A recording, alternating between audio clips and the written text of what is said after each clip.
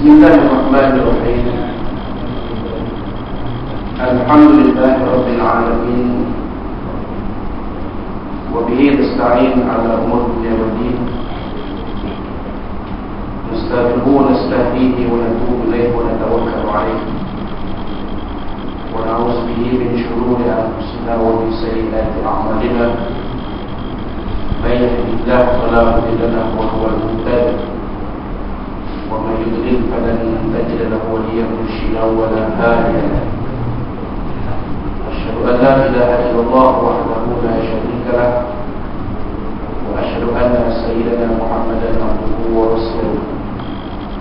اللهم صل وسلم وبارك على هذا النبي الكريم سيدنا وحبيبنا وشفيعنا وسيدنا ومولانا محمد بن المصطفى وعلى آله وصحبه ومن دعا بدعوته وتمسك بسنته وجاهد في سبيل إلى يوم الدين. رب اشرح لي صدري ويسر لي أمري واحلل عقدة من لساني يفقهوا قولي. سبحانك لا علم لنا إلا ما علمتنا إنك أنت العليم الحكيم. ولا حول ولا قوة إلا بالله العظيم. اللهم افتح علينا حكمتك وانشر علينا من خزائن رحمتك يا ارحم الراحمين. اللهم ارنا الحق حقا وارزقنا اتباعه وارنا الباطل باطلا وارزقنا اجتنابه. قال الله سبحانه وتعالى في كتابه العزيز: اعوذ بالله من الشيطان الرجيم. يا أيها الذين آمنوا كتب عليكم الصيام كما كتب على الذين من قبلكم لعلكم تتقون. صدق الله العظيم. وقال رسولنا سيدنا محمد صلى الله عليه وسلم: من صام رمضان إيمانا واحتسابا غفر له ما تقدم من ذنبه. أو كما قال نبينا سيدنا محمد صلى الله عليه وسلم. Yang dirahmati Allah, para muslim, surau, tanpa kemudian para imam kita yang memimpin salat subuh sebentar ini, Tuhan sekalian yang memanjatkan doa kepada Allah SWT, mudah-mudahan kita terus diberi kekuatan untuk meneruskan penciptaan amal kita untuk masa yang kedua dalam bulan Ramadan ini. Yang ada di Tawasir beberapa surau muslimin muslimat dalam Tawasir rahimahullah. Assalamualaikum warahmatullahi wabarakatuh. Amal tapi saya sering dipanjatkan di kita bersyukur kepada Allah SWT. Pada pagi ini kita terasa bersama menunaikan salat subuh berjamaah. Setelah kita selesai bersama keluarga pada akhir malam sebentar hari, dan setelah kita menunaikan salat subuh, kita berdiri bersama-sama. Dan ini kita berada dalam satu majlis ilmu yang merupakan pertama dari dapat syurga Allah Subhanahu Wa Taala. Dan alhamdulillah Allah Subhanahu beri kekuatan kita yang luar biasa dalam tempat ini. Kerana Nabi SAW menyatakan tentang Ramadan, apabila datang Ramadan, futihat abwaabul jannah, dibuka segala pintu-pintu syurga, wa ghuliqat abwaabun nar, ditutup segala pintu-pintu neraka, wa suslat syaitan, dan diikat di rantai segala syaitan yang berkeliaran di atas bumi. Maknanya mereka ini akan dimasukkan dalam lokap selama sebulan. Sebab itulah Allah beri kekuatan kita boleh berkumpul di rumah, di dalam rumah Allah SWT ni.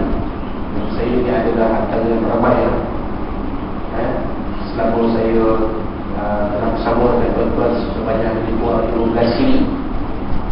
Kerana ada di antara tuan-tuan yang mengikuti kuliah subuh kita ini adalah YouTube, tuan-tuan pasti mengetahui bahawa kita sudah sampai di sini yang telah melalui 15 ini ataupun 15 kali bersama setahun lebih.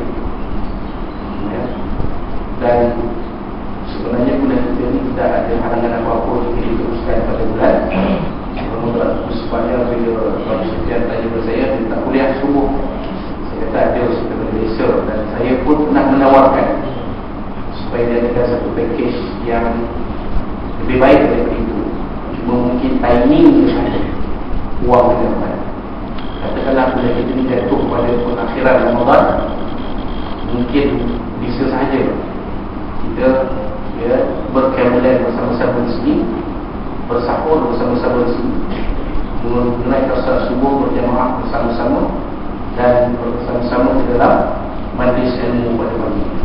Jadi mereka kita masih kita baru saja memasuki fasa kedua bulan Ramadan yang Nabi SAW sebut awalul rahmah. Fasa pertama Ramadan itu adalah rahmat dari Allah SWT, wa awsatuhu maghfirah, dan fasa kedua Ramadan itu adalah rahmat dari Allah SWT, wa akhiru yakfurna, dan fasa ketiga, fasa akhir Ramadan itu adalah berpasal dari api dari Allah SWT, yakni dengan syarat kita berjaya memburu malam al-qadar ataupun memburu Lailatul Qadar. Tapi walaupun itu pun tak apalah. Kaedah ini mengatakan kalau kita boleh laksana semua jangan tinggal semua.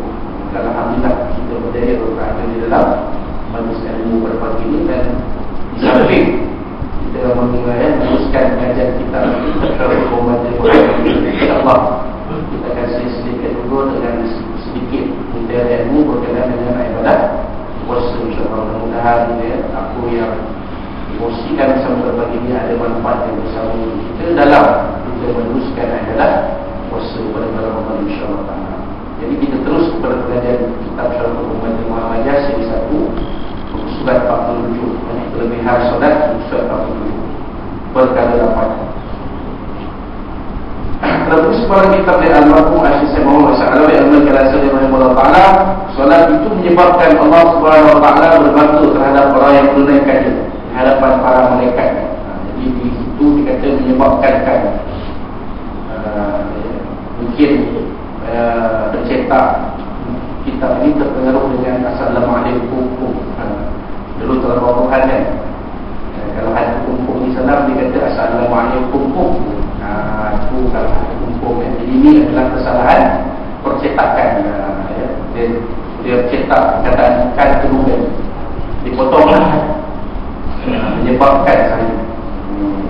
Jadi semua itu kan pengarang kitab ini menyebabkan adalah satu sebab bagi Allah SWT berbantu di hadapan para malaikat tentang rasional diciptakan kita manusia sebagai khalifah di atas bumi. Kalau tuan-tuan rujuk kepada Al-Quran dalam surah Al-Baqarah ayat 30, Allah berfirman, a'udzubillahi minasyaitonir rajim, wa idh qala rabbuka lil malaikati inni ja'ilun fil ardi khalifah.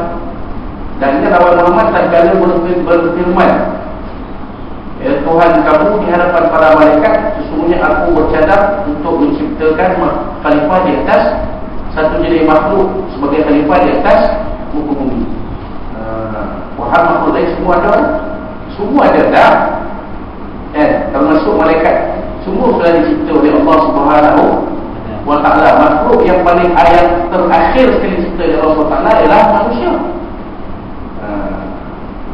Itu Allah Ta'ala menunjukkan di hadapan semua makhluk yang ada di hadapan Allah SWT. Allah Ta'ala oleh kerana ditanya kepada bukit, tak mahu jadi khalifah, tanya pada gunung-gunung, tak mahu tanya pada haiwan-haiwan, tak mahu tanya pada pokok-pokok, tak mahu semua sekali. Maka Allah Ta'ala kata kalau begitu aja dia, aku nak cipta satu makhluk sebagai khalifah di atas muka bumi. Qalu ataj'alu fiha ma yufsidu fiha wa yasfiku dima. Jadi malaikat bertanya kepada Allah SWT, apakah kamu ingin mencipta, apakah Tuhan ingin menciptakan di atas bumi, di dalam bumi ini ma yufsidu fiha, satu jenis makhluk yang akan melakukan kerosakan di dalamnya. Sebab apa malaikat kata itu? Kerana mereka sudah membaca apa yang tertera di Lauh Mahfuz.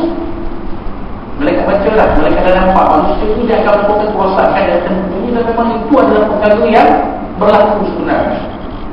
Daripada mula manusia duduk ada di bumi, memang berlaku kerosakan.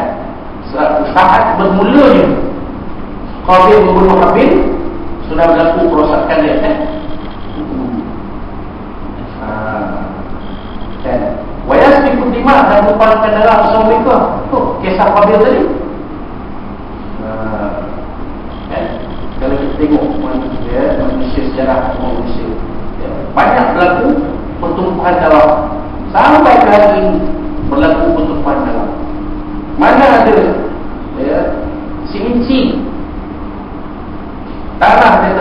yang tidak menerima darah. Semua. Mana tempat mereka butuh kesatan lah. Kalau kesatan itu adil manusia dia duduk di situ pun akan berlaku pertumpahan darah. Mana sudut muka bumi yang tidak, yang dinyamai oleh manusia, yang tidak berlaku pertumpahan darah. Di Malaysia begitu. Yang kita baru tengok berlaku percaturan antara orang Melayu dengan orang India di Kelang, sampai ke peringkat pukul-pukul berlakunya pertumpahan darah. Kalau tak berlaku pembunuhan pun ada yang cedera, ada yang luka dan sebagainya. Jadi mereka baca dah. Dan mereka kata, sedangkan warna pun nusabbihu bihamdi wa nuqaddisulah. Sedangkan kami ni berzikir kepada kamu, bertasbih kepada kamu, bertahmid kepada kamu, bertahlil kepada kamu setiap masa jika kenapa kami tidak buat nanti sebagai khalifah. Allah jawab balik, qala inni a'lamu ma la ta'lamun. Aku lebih tahu apa yang kamu tidak tahu. Rupanya Allah Ta'ala cipta manusia ni ada kelebihan berbanding malaikat. Kerana Allah Ta'ala kurniakan manusia ni akal dan nafsu. Akal dibina untuk memikir, nafsu di dalamnya ada kehendak. Nafsu ni keinginan, keinginan tu kehendak. Manusia mana yang tak nak makan, manusia mana yang tak nak minum, manusia mana yang tak nak berkahwin. Tak kira lelaki perempuan tu. Saya nak kahwin, saya nak kahwin lelaki, kahwin juga, tapi dia berkahwin secara songsam.